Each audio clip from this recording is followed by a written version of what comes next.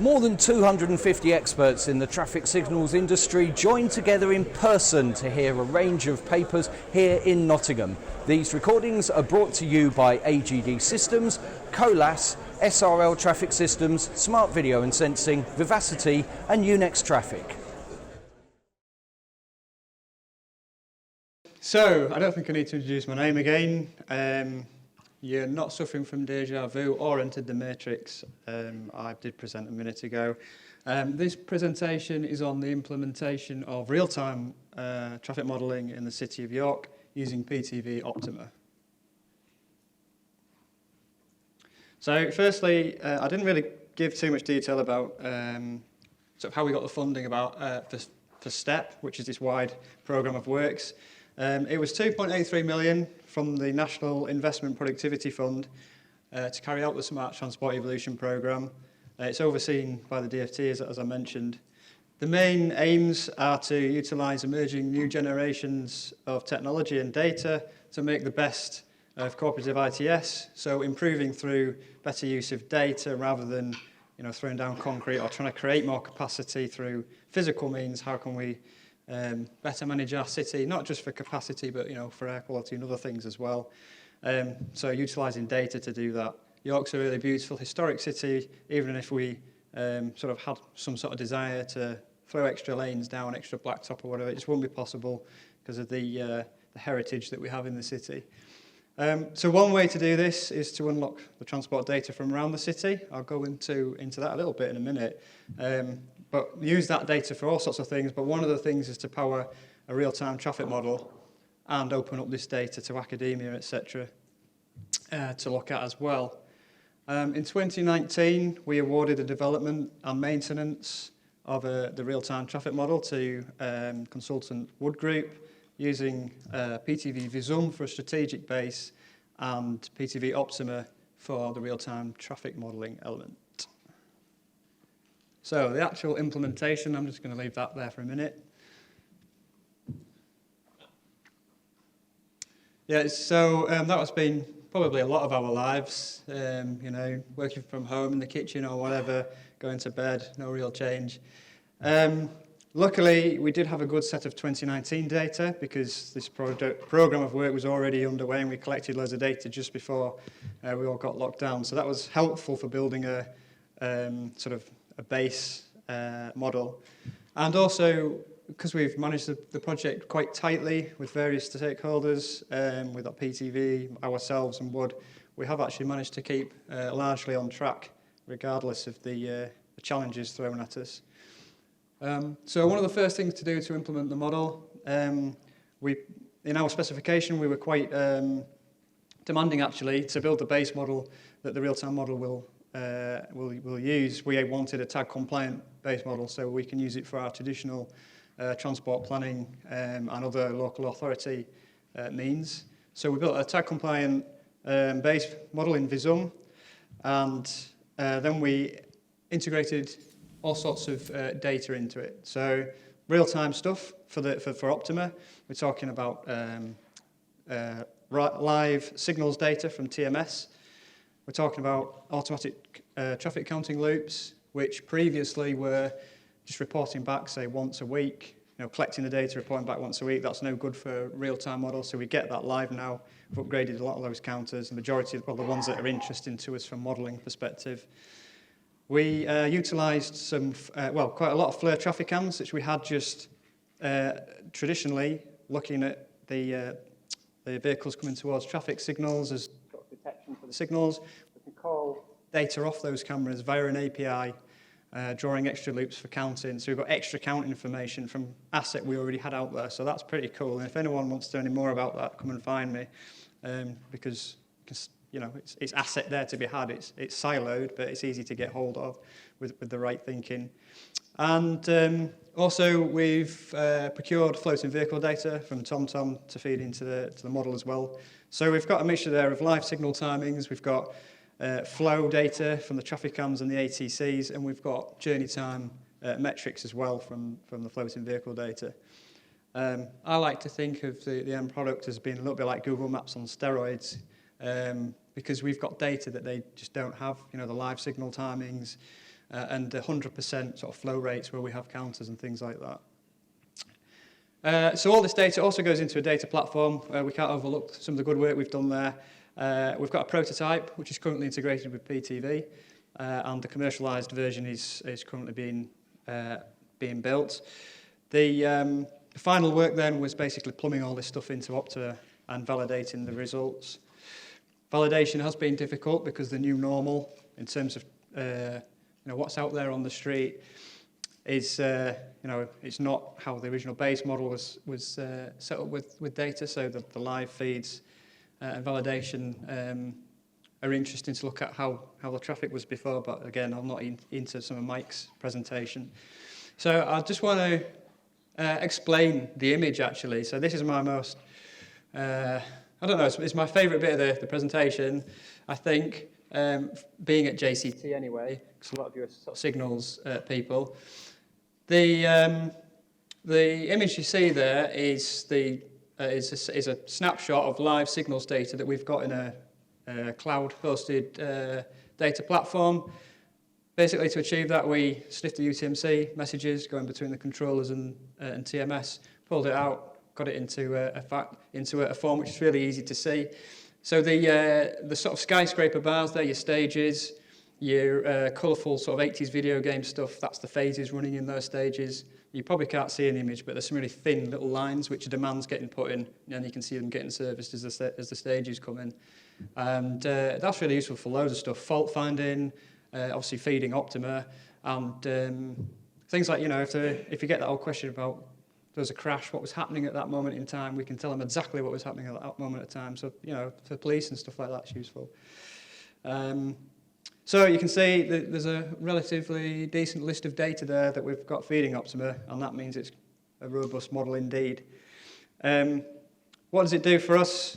Michael talked through a bit how it works, but essentially it gives us a really high quality, that sort of Google on steroids thing. As you zoom in, you can see the links, other links sort of appear and stuff like that.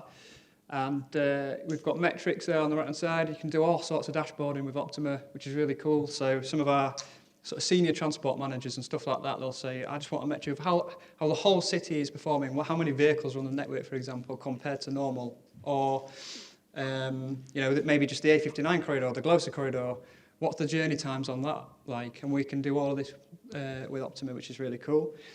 The network monitoring officers who sort of look after the signals day to day and make the changes in the plans and all that sort of stuff, they're able to use Optima as a sort of, there's something happening there, I need to investigate. You can also set alerts up as well, so if there's a particular area of interest, if KPIs met, let's say there's a journey time increase of X or Y, it pops up. So if the network monitoring officers are busy, I don't know, doing the social media thing or whatever, there's something happening here, I need to focus, have a look on the cameras or whatever and resolve that. And also, a lot of this data can be pushed to external systems as well, so we can do other things with it. It's really powerful, and we have done our own sort of, Michael will go about the technical validation, but we did our own thing of checking, there's all these technical papers, but let's have a look at what the model's saying, let's look at the places we have CCTV, is it actually like the model's saying? And actually, yes it is, and actually it's been more accurate than Google Maps as well, which was interesting. So, what are the things it's done for us? It's improved our planning capability, so there's a big junction in York that we're refurbishing at the minute, and we're able to run scenarios on it, looking at, what if we put in some diversions here based on current conditions, where's the traffic going to divert to, and this sort of thing. The model runs all that. Gives us better decision making for how we might want to implement our diversions, our TM, how we're going to maybe message the public, place our VMS, all that sort of stuff. And we can do all those sort of what-if scenarios. We can then fade our chosen interventions into the model so that when it's doing its real-time modelling during the closure, it's more accurate to what's actually on the street. And we own all of the data that's being produced continuously. So things like having a wash-up after we've done a scheme. What was the traffic like before? How did our intervention work? What's the traffic like afterwards? what could we have done better? All that data belongs to us, and we can sort of pull it out and do all sorts of modelling with it, so that next time we do it better, in theory. So in summary, because I'm aware that I'm probably eating some of Mike's time here, it enables us to better manage our network. It enables us to plan for events in the future as well. There's loads of other cool stuff that we're planning to do in the future. So the signal automations, for example, we've got this ability to have messages sent when a threshold's met. So let's say on the A59 corridor that we mentioned earlier, if journey times exceed X, then message gets sent out. We can force a plan, whatever plan we decide for that KPI, and that plan gets run on the corridor or on those locations based on the journey time that's been exceeded and that sort of thing. So there's loads of really cool stuff we can do with that. The bus open data service, we can get that fed in there so that we can see as we're making interventions, what's that going to do to the bus routes, how the bus is going to get effective. If we prioritise the buses, what's that going to do to the rest of the network? All that good stuff. Yeah, there's things we can do with air quality and freight and logistics. My probably sort of priorities is the signal stuff, I think, and obviously air quality, but we're really close to being able to actually achieve the signal thing, so I think that one. And then, yeah, in summary, it's not some magic machine that's just going to make all the traffic go away in York, because I think some of the comms has maybe gone out, but what it does do is it empowers our network monitoring officers, our engineers, to make better decisions, which previously they just wouldn't have had access to that level of sort of future prediction. That's another thing, actually. On the real-time model, you've got what's happening now, and you can roll 60 minutes ahead, and it'll give you the predictions of what's going to be happening in 60 minutes' time. So, need to maybe bring the PM peak plan on a little bit earlier because it's going to get a bit wild over there, sort of thing. And with that, I have spoken, and I'll pass you over to Mike.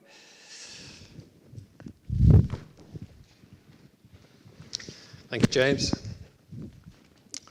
So, what is sort of a key aspect of Optima and the real-time model that underpins a lot of the applications that James was mentioning is this live forecast of current traffic conditions across the network. It's a bit like a weather forecast, if you like, but for traffic. So to be able to see across the city now the flows, the levels of congestion, but also forecasting that up to sort of 60 minutes ahead.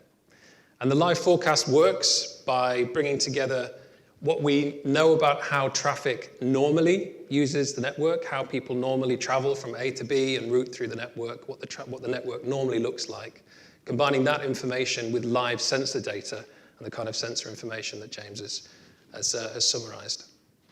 I'll just quickly explain, at least conceptually, how that live simulation works, because people that have worked with kind of city-scale transport models are not used to these things running in a matter of a minute, like it does for York.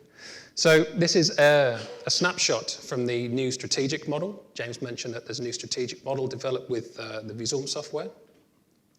And the way that we do it in real time is, you can imagine this is the kind of information we know about how traffic typically routes through the networks. Let's say this was, 4 o'clock on a Wednesday, as we got from our offline models as it's sitting inside Optima. So normally we know, and you can roughly see, okay, the pointer's not really working, but the road in the middle. So this is a key route down into the center of York, coming southbound. We know normally how much traffic typically uses that route, where it's coming from, which is the red circles, and where it's going to, which is the little green blobs. And we know roughly the routing as well. So we know that just downstream of that location, typically, 2/3 of the traffic will go straight through, and 1/3 of it will go right. So what we can do is, there's this live sensor data, the kind of sensor information that James was talking about, that we might have a traffic flow detector that says, okay, from the normal offline model, it says the flow is normally about 500 vehicles per hour at this time of day. But the sensor might be telling us, actually, it's more like 750 right now. So the first thing we can do is immediately uplift the flow at that location, and that can come through and tell the network monitoring officers what's happening at that location. But the live simulation, it's uplifting the flow at that location, but also then feeding it through, using a dynamic simulation, through the network downstream of that location. So all of those kind of purple lines you can see downstream, all those would be uplifted as well, and we'd be looking at the impact of uplifting that flow downstream. But because this is a digitization of the transport network in quite a lot of detail, so we have for junctions, the turning movements, the allocation of turning movements to phases, phase to stages, all that kind of detailed signal information is included in the model as well. We can look at what's the implication of the increase in that flow downstream, the impact of bottlenecks, queuing, and congestion. Of course, it's not just one location we're doing this for, but for all the different count locations across the model. So the live forecast for the current condition is based on looking at what we've been told, say, for the last 5 minutes, 10 minutes from the live sensors, simulating up to now, including information from the controllers that we've just been told about the cycles that have just been completed. Imagine kind of you're freezing it in time and then letting it go, letting the simulation roll forward to give you the prediction for the next hour ahead as well. That's more or less how that simulation is working. And it's recalculated every 5 minutes.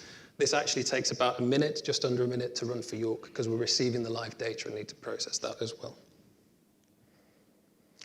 So in terms of the live sensor data that's being mixed in with the model, I'll just run quickly through this. I think we're a bit short of time.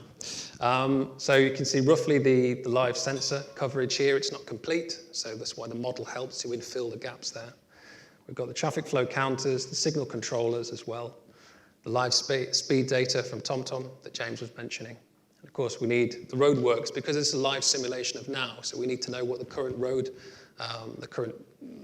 infrastructure looks like now as well. So there is the schedule of roadworks included within the simulation.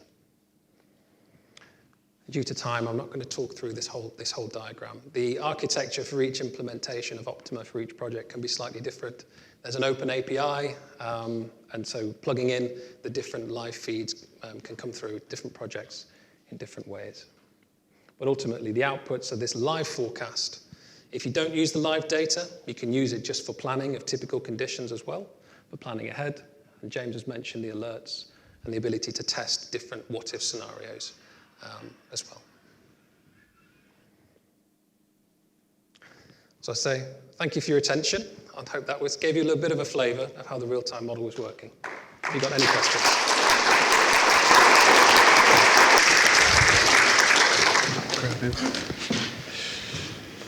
Thanks very much indeed. That was very interesting. Are there any questions?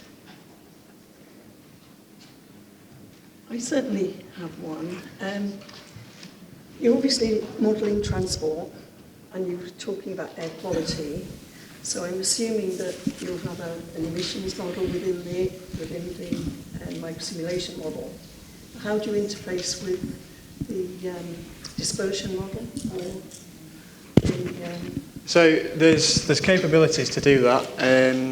Within the current project, we've the main focus has been on getting all of the transport stuff working. I think there's another presentation a bit later on that'll maybe go into some of that, but it's functionality that, like I say, was on the list of things that we want to achieve. We've just not got there yet with the STEP programme. Okay. I've got the microphone over here.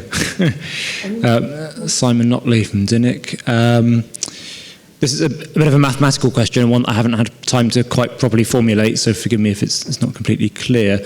Maybe if you could scroll backwards to the VISM slide, just to give the question some context.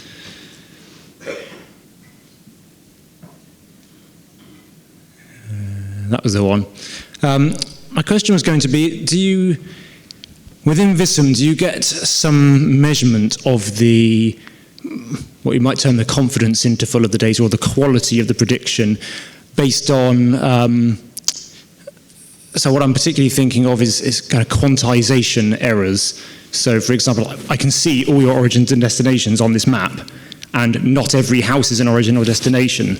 So immediately outside a house which isn't an origin or a destination, you will never get any traffic, assuming it's a cul-de-sac, for example. And similarly, a lesser version of that problem exists where you're predicting somewhere between 0 and 1 car, and you get these sort of quantization errors. Like, in reality, all of those roads should have some traffic on them, and right now most of them don't. But presumably that error goes away as you get towards the bigger roads. But is there a way of actually quantifying and understanding that? And if there is, what proportion of roads is the data good on? Yeah. So it's a good question. It would be quite a long answer, I think, to give you all of the detail to that.